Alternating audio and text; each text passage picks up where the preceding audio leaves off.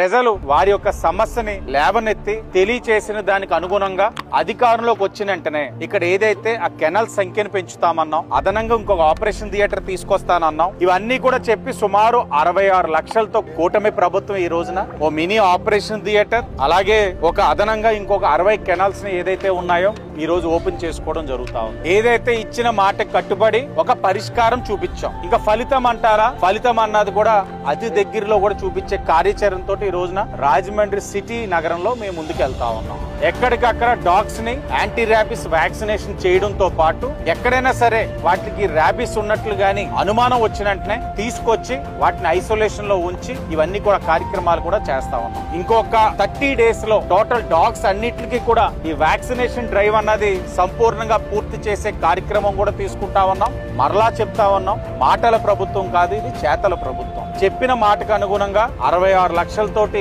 కొత్తగా నిర్మించుకున్నాం. ప్రజలు ఎవరికి కూడా ఇబ్బంది కలగకుండా ఉండే ప్రాంతంలో కట్టుకున్నాం. శానిటేషన్ కూడా వాటి నుంచి వచ్చే వ్యర్థాలు ఏదైతే ఉన్నాయో ఇవన్నీ కూడా ప్రాపర్ గా డ్రైనేజ్ సిస్టమ్ లోనే వెళ్లే విధంగా కూడా ఈ డ్రైనేజ్ సిస్టమ్ ను కూడా ఇక్కడ నిర్మించుకున్నాం. మాట ఇచ్చాం, నిలబెట్టుకున్నాం, పరిష్కారం చూపించాం, ఫలితాలు కూడా అతి దగ్గరలో చూపిస్తామని కూడా మీ ద్వారా ప్రజలందరికీ కూడా తెలియజేస్తా ఉన్నాం.